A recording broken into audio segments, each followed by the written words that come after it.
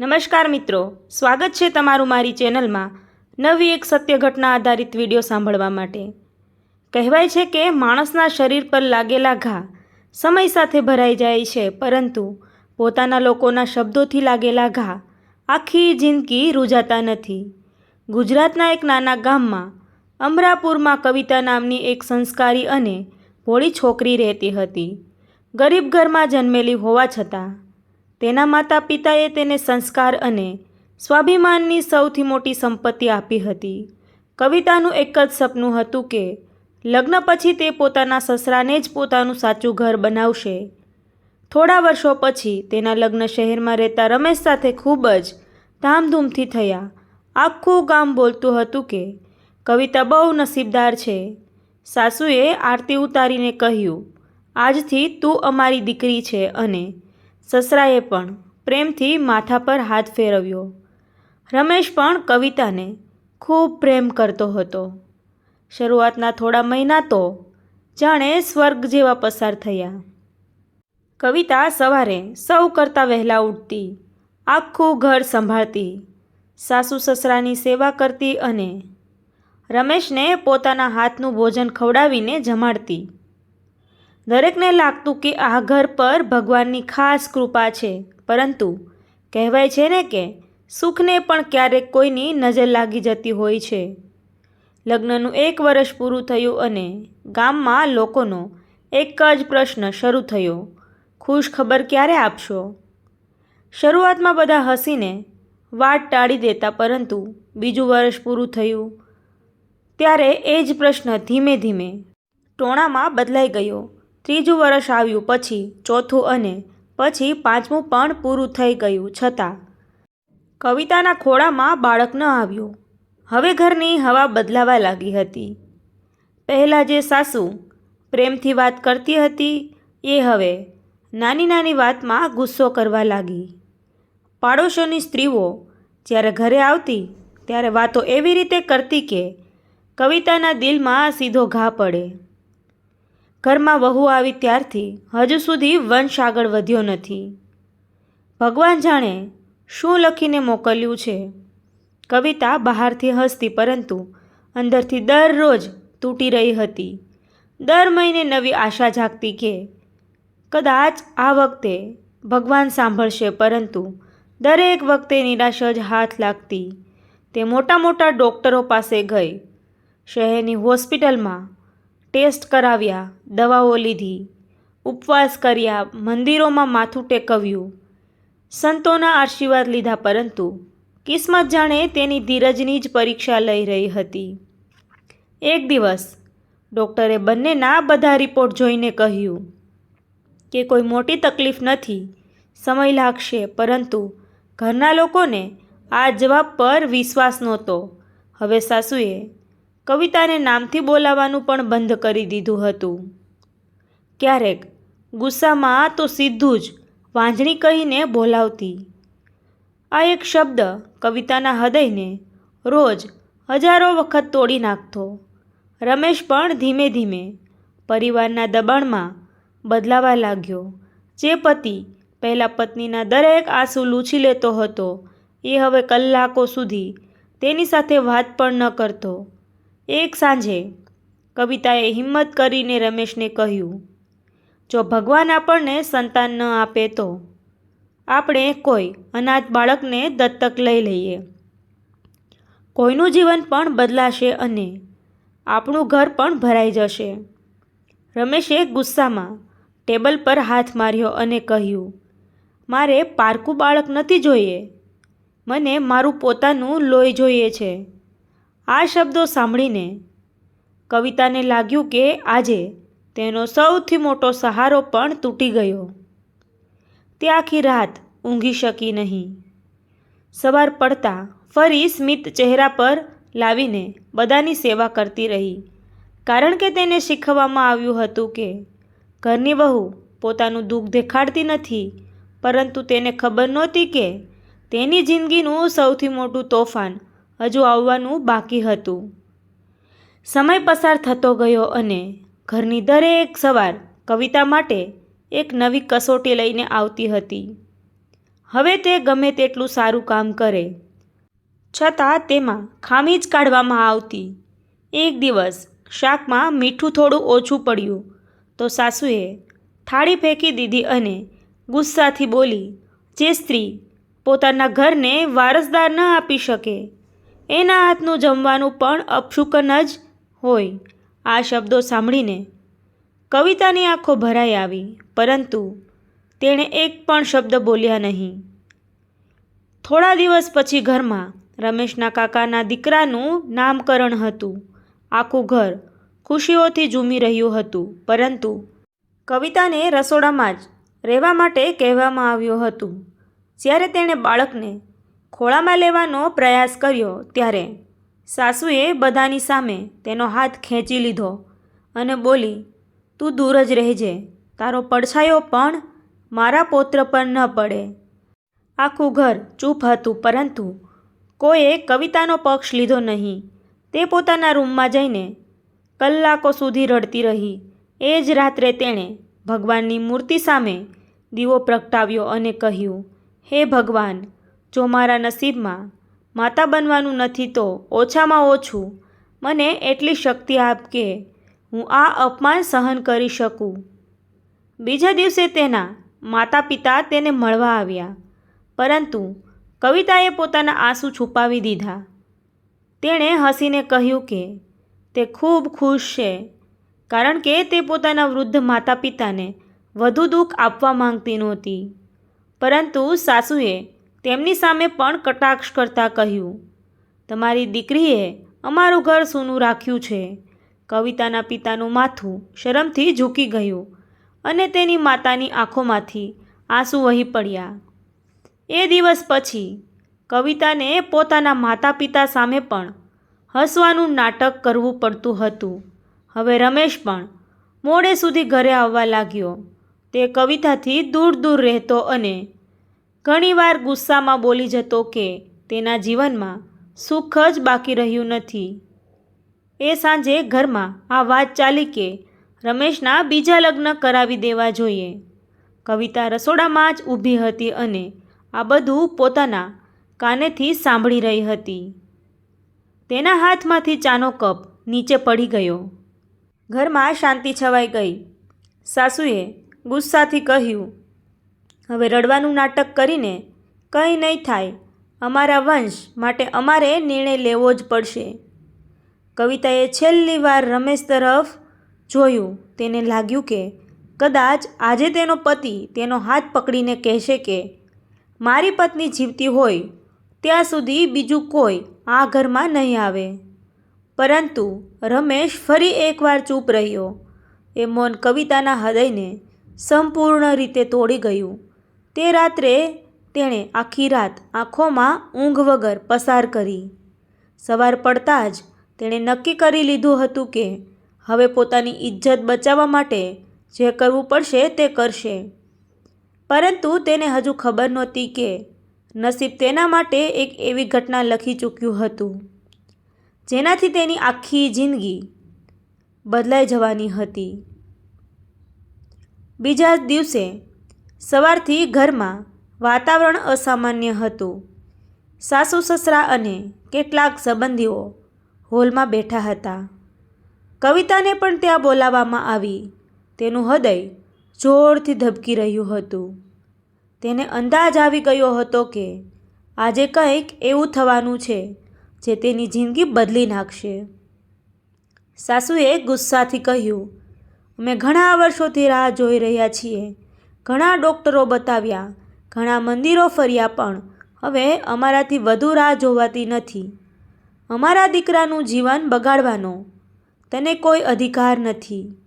સસરાએ પણ પહેલીવાર કડક અવાજમાં કહ્યું, જો તું સમજદાર હોય તો રમેશને છૂટાછેડા આપી દે.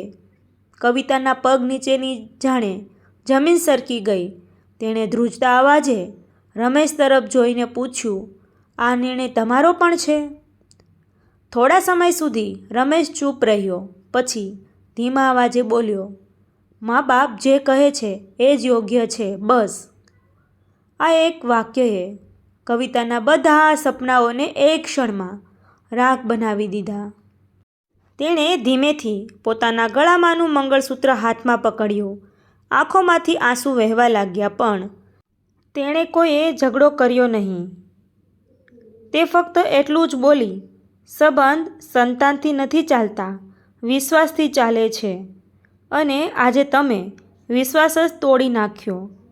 સાસુએ ગુસ્સામાં તેનો હાથ પકડીને દરવાજા સુધી લઈ ગઈ અને કહ્યું, આજથી આ ઘરમાં તારો કોઈ સંબંધ નથી. કવિતાએ છેલ્લી વાર એ ઘરને જોયું જ્યારે તેણે 7 વર્ષ પોતાના પરિવાર સમજીને વિતાવ્યા હતા.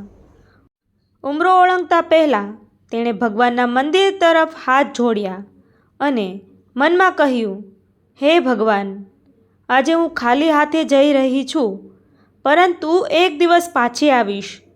કોઈનો બદલો લેવા નહીં, પરંતુ એ સાબિત કરવા કે એક સ્ત્રીની ઓળખ માત્ર માતા બનવાથી નથી થતી. તે પોતાના પિયર પહોંચી, પરંતુ ત્યાં પણ તેને શાંતિ ન મળી. ભાભીના ચહેરા પર ખુશી નહોતી. પાડોશીઓની નજરોમાં દયા કરતાં વધુ ઉત્સુકતા હતી અને ગામમાં ફરી વાતો શરૂ થઈ ગઈ. સાસરે ન ટકી એટલે પાછી આવી ગઈ. હવે આખી જિંદગી ભાઈ પર ભાર બનશે. દરરોજ આવા શબ્દો સાંભળીને કવિતા અંદરથી તૂટતી હતી. પરંતુ એક રાત્રે તેણે પોતાની આંખોના આંસુ લૂછીને અરીસામાં પોતાને જ કહ્યું, બસ હવે પૂરતું થયું. આજ સુધી હું લોકો માટે જીવતી હતી, હવે હું મારા માટે જીવીશ. મારી ઓળખ કોઈના સંબંધથી નહીં, મારી મહેનતથી બનશે. એ જ ક્ષણથી કવિતાના જીવનનો એક નવો અધ્યાય શરૂ થયો અને સમયનું ચક્ર ધીમે ધીમે ફરવા લાગ્યું. બીજા જ દિવસથી કવિતાએ પોતાના જીવનની નવી શરૂઆત કરી. તેની પાસે ન પૈસા હતા, ન કોઈ મોટો સહારો, માત્ર પોતાની મહેનત પર વિશ્વાસ હતો. સવારે વહેલી ઉઠીને તે શહેરમાં નોકરી શોધવા નીકળી.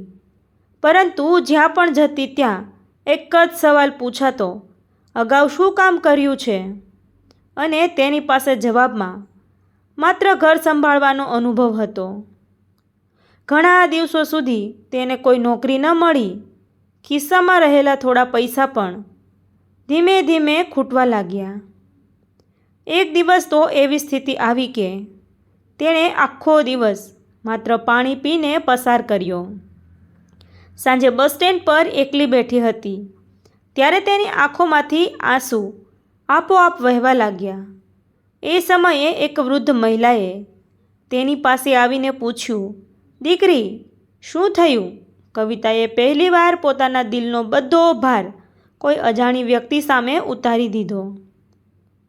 વૃદ્ધ મહિલાએ પ્રેમથી તેના માથા પર હાથ ફેરવીને કહ્યું, દીકરી, દુનિયા તને તારા ભૂતકાળથી ઓળખશે, પણ તારે તારી ઓળખ તારા ભવિષ્યથી બનાવવાની છે. આ શબ્દોએ કવિતામાં નવી હિંમત ભરી દીધી. બીજા જ દિવસે તેને એક નાનકડી કંપનીમાં ઓફિસ આસિસ્ટન્ટ તરીકે નોકરી મળી. પગાર બહુ ઓછો હતો, પરંતુ તેને ફરિયાદ કરી નહીં. સવારે નોકરી, સાંજે નવા કોર્સ, રાત્રે મોડે સુધી અભ્યાસ અને રવિવારે વધારાનું કામ કરીને તે પોતાના સપનાઓ માટે પૈસા બચાવવા લાગી. ઘણા લોકો તેની મજાક ઉડાવતા કે એક ઘર ન સંભાળી શકનાર હવે દુનિયા જીતશે, પરંતુ કવિતાએ કોઈને જવાબ આપ્યો નહીં. સમય પસાર થતો ગયો અને તેની મહેનતનું ફળ મળવા લાગ્યું. ઓફિસના માલિકે તેની ઈમાનદારી અને કામ પ્રત્યેનો લગાવ જોઈને તેને પ્રમોશન આપ્યું. થોડા વર્ષોમાં તેણે પોતાના અનુભવના આધારે નાનો વ્યવસાય શરૂ કર્યો. શરૂઆતમાં ઘણી મુશ્કેલીઓ આવી, નુકસાન પણ થયું, પરંતુ દરેક નિષ્ફળતા તેને વધુ મજબૂત બનાવતી ગઈ. બીજી તરફ રમેશના ઘરમાં સ્થિતિ બગડતી જતી હતી. વેપારમાં સતત નુકસાન થવા લાગ્યું. બેંકની નોટિસો આવવા લાગી અને જે લોકો ક્યારેક તેમના ઘરની બહાર કલાકો સુધી બેઠા રહેતા હતા, એ જ લોકો હવે રસ્તો બદલીને નીકળી જતા હતા. સમય શાંતિથી પોતાનો હિસાબ લખી રહ્યો હતો અને કોઈને ખ્યાલ પણ નહોતો કે ખૂબ જલ્દી એક એવો દિવસ આવવાનો હતો જ્યારે કવિતા અને રમેશ ફરી સામસામે ઊભા રહેશે. પરંતુ આ વખતે બંનેની સ્થિતિ સંપૂર્ણપણે બદલાઈ ચૂકી હશે. સમયને કોઈએ ક્યારેય હરાવ્યો નથી. આજે જે લોકો રમેશના ઘરની બહાર ગાડીઓ ઊભી રાખીને ચા પીતા હતા, એ જ લોકો હવે ફોન ઉપાડવાનું પણ બંધ કરી ચૂક્યા હતા. બેંકના હપ્તા ભરાયા નહોતા, વેપારમાં લાખોનું નુકસાન થઈ ગયું હતું અને દેવું એટલું બધું વધી ગયું હતું કે આખરે બેંકે ઘર જપ્ત કરવાની નોટિસ મોકલી દીધી. આ સમાચાર સાંભળીને આખું ઘર જાણે શૂન્ય થઈ ગયું. સાસુ જે ક્યારેય ગર્વથી કહેતી હતી કે આ ઘર અમારી ઇજ્જત છે, એ આજે ભગવાન સામે બેઠી રડી રહી હતી.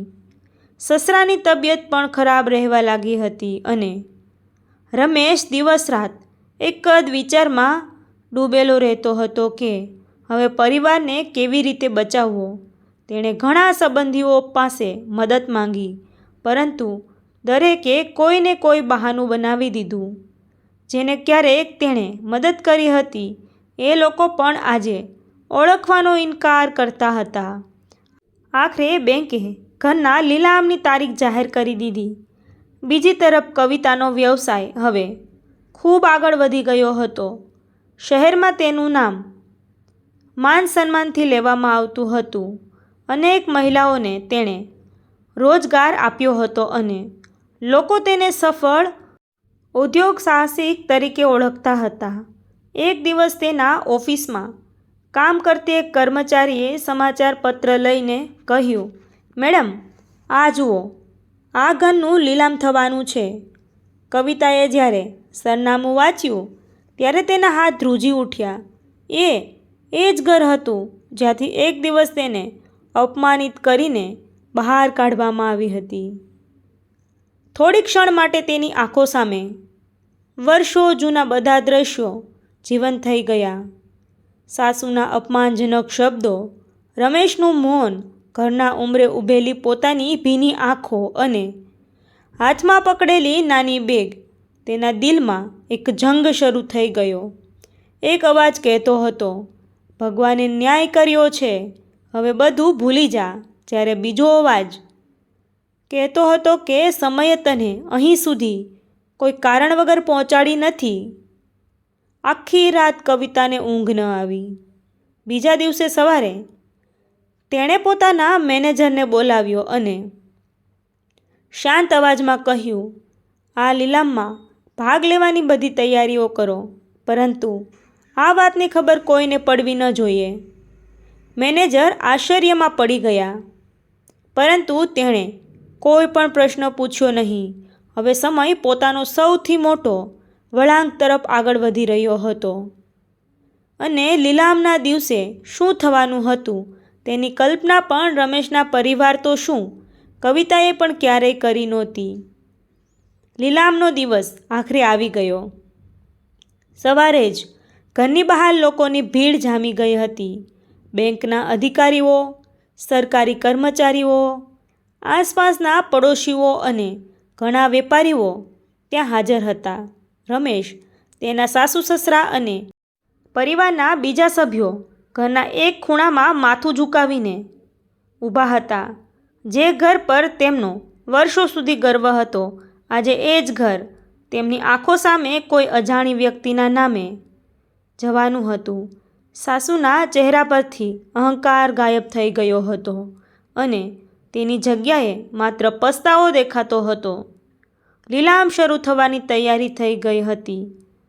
ત્યારે જ દૂરથી એક કાળી લક્ઝરી કાર આવીને ઘરની બહાર ઊભી રહી. ત્યાં હાજર બધા લોકોનું ધ્યાન એ કાર તરફ ગયું.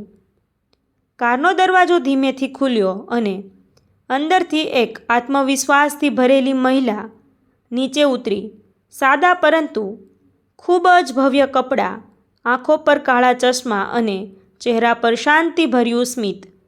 કોઈ તેને ઓળખી શક્યું નહીં, પરંતુ રમેશના પરિવારની નજર જેમ જ તેના ચહેરા પર પડી, એમના પગ નીચેની જમીન સરકી ગઈ. એ કવિતા હતી. વર્ષો પહેલાં નાની બેગ લઈને ઘર છોડનાર એ જ કવિતા આજે પોતાની ઓળખ અને સફળતા સાથે પાછી આવી હતી. આસપાસ ઊભેલા લોકો પણ એકબીજા સાથે વાતો કરવા લાગ્યા. અરે, આ તો એ જ કવિતા છે ને જેને વર્ષો પહેલાં આ ઘરમાંથી કાઢી મૂકી હતી. રમેશની આંખોમાં શરમ અને પસ્તાવાના આંસુ આવી ગયા. સાસુએ ધીમે ધીમે કવિતા તરફ આગળ વધી, પરંતુ શબ્દો મોઢામાંથી નીકળતા નહોતા. કવિતાએ માત્ર એક જ નજર આખા ઘર તરફ ફેરવી. એ જ આંગણું, એ જ દરવાજો, એ જ દિવાલો જ્યાં તેના આંસુઓનો કોઈ ભાવ નહોતો. બેંકના અધિકારીએ લીલામની પ્રક્રિયા શરૂ કરી. એક પછી એક લોકો બોલી લગાવતા ગયા. વાત લાખોથી કરોડો સુધી પહોંચી ગઈ. અચાનક કવિતાએ શાંત અવાજમાં એવી બોલી લગાવી કે આખું મેદાન શાંત થઈ ગયું. બીજા બધા વેપારીઓએ હાથ ખેંચી લીધા.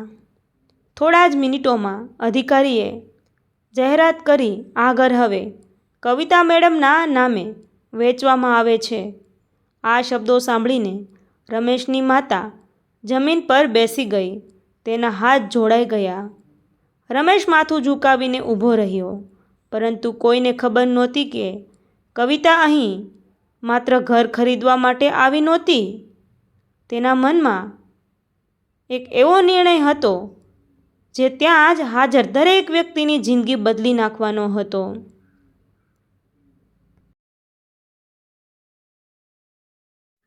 ઘર કવિતાના નામે થઈ ગયું હોવાની જાહેરાત થતાં જ આખું વાતાવરણ એકદમ શાંત થઈ ગયું. થોડા સમય પહેલાં સુધી જે લોકો કવિતાની પાછળ વાતો કરતા હતા, એ જ લોકો આજે આશ્ચર્યથી તેને જોઈ રહ્યા હતા. રમેશ ધીમે ધીમે કવિતા તરફ આવ્યો. તેની આંખોમાંથી આંસુ રોકાતા નહોતા. ધ્રુજતા અવાજે તે બોલ્યો, કવિતા, મને માફ કરી દે. મેં પતિ તરીકે તારો સાથ આપ્યો નહોતો. મેં મારા પરિવારની વાતોમાં આવીને તને એકલી છોડી દીધી. આજે સમજાય છે કે મેં મારા જીવનની સૌથી મોટી ભૂલ કરી હતી. સાસુ પણ કવિતાના પગ પાસે બેસી ગઈ અને રડતા રડતા બોલી, દીકરી, મેં તને વહુ નહીં, દુશ્મન સમજી લીધી. તું જે દુઃખ ભોગવ્યું છે ને એનો અડધો ભાગ પણ હું સહન ન કરી શકું. ભગવાન અમને અમારી ભૂલોની સજા આપી દીધી. જો બની શકે તો અમને માફ કરી દે. સસરાની આંખોમાં પણ પસ્તાવો સ્પષ્ટ દેખાતો હતો. કવિતાએ થોડા ક્ષણો સુધી કોઈ જવાબ આપ્યો નહીં. તેણે એક નજર આખા ઘરમાં ફેરવી. દરેક ખૂણામાં તેની યાદો જીવંત હતી. ક્યાંક તેના આંસુ પડ્યા હતા, ક્યાંક તેણે સપનાઓ જોયા હતા અને ક્યાંક તેનું આત્મસન્માન તૂટી ગયું હતું. તેણે ધીમેથી ઘરની ચાવી હાથમાં લીધી અને બધાની સામે બોલી, જ્યારે તમે મને આ ઘરમાંથી કાઢી મૂકી હતી ત્યારે મારી પાસે માત્ર 2 જોડી કપડાં હતા, પરંતુ આજે ભગવાને મને એટલું આપ્યું છે ને કે આ ઘર ખરીદી શકું. છતાં આજે પણ હું અહીં બદલો લેવા નથી આવી, કારણ કે બદલો લેવાથી માણસ મોટો નથી બનતો, માફી આપવાથી બને છે. ત્યાં હાજર દરેક વ્યક્તિની આંખોમાં આંસુ આવી ગયા. પછી કવિતાએ એવી વાત કહી કે આખું ગામ નિશબ્દ થઈ ગયું. તેણે ચાવી રમેશના હાથમાં પાછી મૂકી અને કહ્યું, આ ઘર આજે પણ તમારું જ રહેશે. હું માત્ર તમને એ સમજાવવા આવી હતી કે કોઈ પણ સ્ત્રીની કિંમત તેના સંતાનથી નથી થતી. જો તેને પ્રેમ, વિશ્વાસ અને સન્માન મળે તો તે પોતાની મહેનતથી આખી દુનિયા જીતી શકે છે. આજે હું આ ઘર નહીં લઈ જાઉં, પરંતુ તમારી વિચારસરણીને જરૂર લઈ જઈશ. આ શબ્દો સાંભળીને આખું ગામ કવિતાના સન્માનમાં તાળીઓ પાડવા લાગ્યું. પરંતુ કવિતાના જીવનમાં હજુ એક એવું રહસ્ય હતું જેની જાણ કોઈને નહોતી, અને જ્યારે એ સત્ય સામે આવશે ત્યારે રમેશનું જીવન ફરી એકવાર સંપૂર્ણપણે બદલાઈ જશે. લીલામના બીજા દિવસે આખા ગામમાં માત્ર કવિતાની જ ચર્ચા હતી. જે લોકો ક્યારેક તેને વાંજણી કહીને બોલાવતા હતા, એ જ લોકો આજે તેની સફળતાના વખાણ કરતા હતા. પરંતુ કવિતાના મનમાં કોઈ જીતનો અહંકાર નહોતો. તે જાણતી હતી કે જીવનમાં સૌથી મોટો વિજય પૈસા કમાવાનો નથી, પરંતુ પોતાના આત્મસન્માનને ફરીથી મેળવવાનો છે. બીજી તરફ રમેશ આખી રાત ઊંઘી શક્યો નહીં. કવિતાના દરેક શબ્દો તેના કાનમાં ગૂંજી રહ્યા હતા. બીજા દિવસે તેણે હિંમત કરીને કવિતાની ઓફિસમાં જવાનો નિર્ણય કર્યો. ઓફિસમાં પહોંચતા જ તેણે જોયું કે ત્યાં ડઝન મહિલાઓ કામ કરતી હતી. કોઈ વિધવા હતી, કોઈ પતિએ છોડી દીધેલી હતી, તો કોઈ ઘરેલું હિંસાનો ભોગ બની હતી. કવિતાએ એવી મહિલાઓને કામ આપીને ફરી જીવવાનું કારણ આપ્યું હતું. રમેશ આ બધું જોઈને અંદરથી હસમસી ગયો. જ્યારે કવિતાએ તેની કેબિનમાં આવી ત્યારે બંને થોડા સમય સુધી એકબીજાને કંઈ બોલ્યા નહીં. આખરે રમેશે ધીમા અવાજે કહ્યું, તું સાચી હતી. મેં તને ક્યારેય સમજવાનો પ્રયત્ન જ કર્યો નહોતો. કવિતાએ શાંતિથી જવાબ આપ્યો, જ્યારે માણસ સંબંધો કરતાં વધારે લોકોની વાતોને વધુ મહત્ત્વ આપે છે ત્યારે ઘર તૂટતા વાર નથી લાગતી. રમેશે માથું ઝુકાવીને કહ્યું, જો સમય પાછો આવી શકે તો હું મારી દરેક ભૂલ સુધારી દઉં. કવિતા હળવું સ્મિત કરીને બોલી, સમય ક્યારેય પાછો આવતો નથી રમેશ, પરંતુ સમય માણસને તેની ભૂલોનો અરીસો જરૂર બનાવે છે. એટલામાં કવિતાના ફોન પર એક કોલ આવ્યો. તેણે ફોન ઉપાડ્યો અને તેના ચહેરા પર ખુશી છવાઈ ગઈ. ફોન મૂકી તેણે તરત જ હોસ્પિટલ જવાની તૈયારી કરી. રમેશે પૂછ્યું, બધું ઠીક છે ને? કવિતાએ માત્ર એટલું જ કહ્યું, આજે મારા જીવનનો સૌથી મોટો દિવસ છે. અને તે ઝડપથી ત્યાંથી નીકળી ગઈ. રમેશને કંઈ સમજાયું નહીં. તે પણ થોડા અંતરે તેની પાછળ હોસ્પિટલ સુધી પહોંચી ગયો. હોસ્પિટલના એક રૂમની બહાર ઊભો રહીને તેણે જે દૃશ્ય જોયું તે જોઈને તેના પગ નીચેની જમીન સરકી ગઈ. કારણ કે કવિતા પોતાના હાથમાં એક નાનકડા બાળકને પ્રેમથી ખોળામાં લઈને રડી રહી હતી. અને એ બાળક સાથેનું તેનું જોડાણ શું હતું એ વાત હજુ કોઈ જાણતું નહોતું. રમેશ હોસ્પિટલના દરવાજા બહાર ઊભો રહીને આ બધું જોઈ રહ્યો હતો. તેના મનમાં હજારો પ્રશ્નો ઊભા થઈ ગયા હતા. શું કવિતાએ બીજા લગ્ન કરી લીધા હશે? શું આ તેનું પોતાનું બાળક હશે? તેના વિચારો અટકાતા જ નહોતા. થોડી વાર પછી ડૉક્ટરે રૂમમાંથી બહાર આવ્યા અને કવિતાને સ્મિત સાથે બોલ્યા, અભિનંદન મેડમ, હવે આ બાળકને સાચા અર્થમાં એક સારું ઘર અને એક સારી માં મળી ગઈ છે. આ શબ્દો સાંભળીને રમેશને કંઈ સમજાયું નહીં. તેણે હિંમત કરીને અંદર પગ મૂક્યો.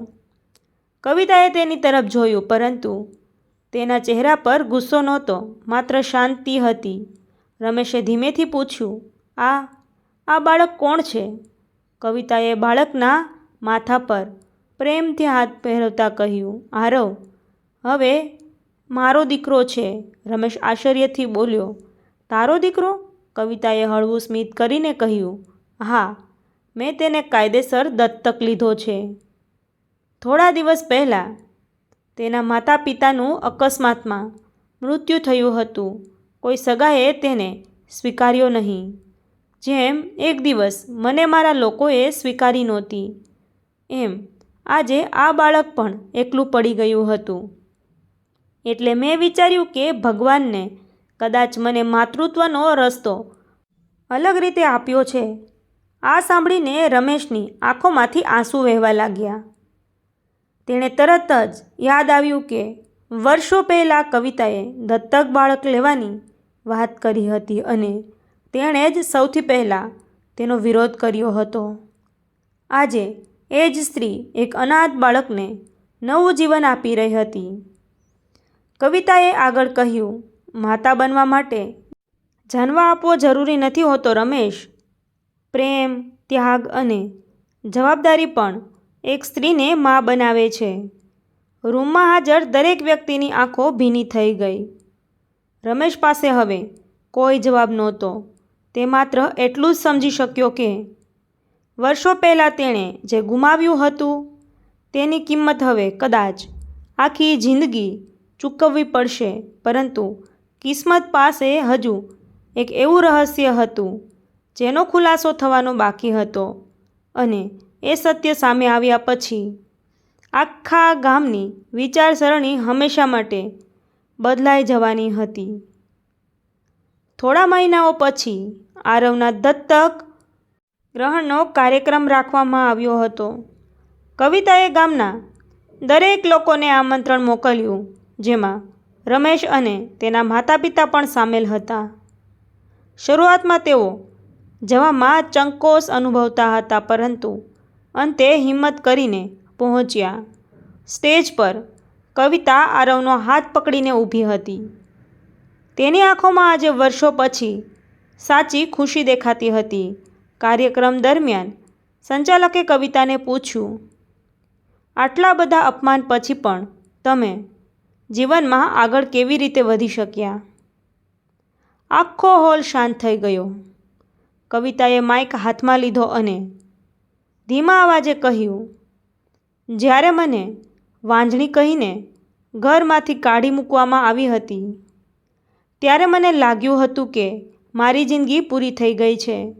પરંતુ પછી સમજાયું કે ભગવાન ક્યારેય કોઈનું જીવન ખાલી નથી રાખતું. તેઓ માત્ર રસ્તો બદલી દે છે. મને જન્મ આપીને માતા બનવાનો રસ્તો ન મળ્યો, પરંતુ એક અનાથ બાળકને જીવન આપીને માતા બનવાનું સૌભાગ્ય મળ્યું છે. આ સાંભળીને આખા હોલમાં બેઠેલા લોકોની આંખો ભીની થઈ ગઈ. કવિતાએ આગળ કહ્યું, સમાજે વર્ષો સુધી મને એક જ શબ્દથી ઓળખી, વાંઝણી. પરંતુ આજે હું દરેકને કહેવા માંગુ છું કે કોઈ સ્ત્રીની કિંમત તેના સંતાનથી નથી થતી. તેની કિંમત તેના સંસ્કાર, તેના ત્યાગ, તેની મહેનત અને તેના આત્મસન્માનથી થાય છે. જો કોઈ સ્ત્રીને સંતાન ન થાય તો તેને દોષી ન બનાવો, કારણ કે દરેક દુઃખ પાછળ કોઈ એવી લડાઈ હોય છે જે દુનિયાને દેખાતી નથી. કવિતાના શબ્દો સાંભળીને રમેશ સ્ટેજ પર આવ્યો. તેણે બધાની સામે હાથ જોડીને કહ્યું, મેં મારી પત્ની પર વિશ્વાસ ન કરીને જીવનની સૌથી મોટી ભૂલ કરી. હું આજે દરેક પતિને એટલું જ કહેવા માંગુ છું કે દુનિયાની વાતોમાં આવીને ક્યારેય પોતાની પત્નીનો સાથ છોડશો નહીં. ત્યાર પછી સાસુ પણ રડતા રડતા કવિતાના પગે પડી ગઈ અને બોલી, દીકરી, મેં તને સમજવામાં બહુ મોડું કરી દીધું. કવિતાએ તરત જ તેમને ઊભા કર્યા અને ગળે લગાવી દીધા. આખો હોલ તાળીઓના ગડગડાટથી ગૂંજી ઉઠ્યો. અંતે કવિતા આરવને ખોળામાં લઈને સ્ટેજ પરથી નીચે ઉતરી રહી હતી. તેની નજર આકાશ તરફ ગઈ. તેની આંખોમાં આંસુ હતા, પરંતુ આ વખતે એ દુઃખના નહીં, જીતના હતા. તેણે મનમાં ભગવાનનો આભાર માન્યો અને ધીમેથી કહ્યું, તમે મને ખાલી નથી રાખી, બસ મારી ખુશીનો રસ્તો અલગ લખ્યો હતો. એ દિવસ પછી આખા ગામમાં કોઈએ પણ કોઈ સ્ત્રીને વાંઝણી કહીને બોલાવવાની હિંમત ન કરી. લોકો સમજ્યા કે સમય સૌથી મોટો ન્યાયાધીશ છે, આત્મસન્માન સૌથી મોટી સંપત્તિ છે અને સાચી માતા એ નથી જે માત્ર જન્મ આપે છે, પરંતુ એ છે જે પ્રેમ, મમતા અને ત્યાગથી કોઈના જીવનને નવી ઓળખ આપે છે. આજની આ વાર્તા જો તમારા દિલને સ્પર્શી હોય તો યાદ રાખજો, કોઈ પણ સ્ત્રીનું સન્માન તેના માતૃત્વથી નહીં, પરંતુ તેના માનવત્વથી થવું જોઈએ. તો મિત્ર, આવી જ હૃદયસ્પર્શીઓ અને રડાવી દે તેવી કહાનીઓ સાંભળવા માટે મારી ચેનલમાં બન્યા રહેજો. વિડીયો પસંદ આવ્યો હોય તો વિડીયોને લાઇક કરી ચેનલને સબસ્ક્રાઈબ જરૂરથી કરી દેજો. ધન્યવાદ મિત્રો.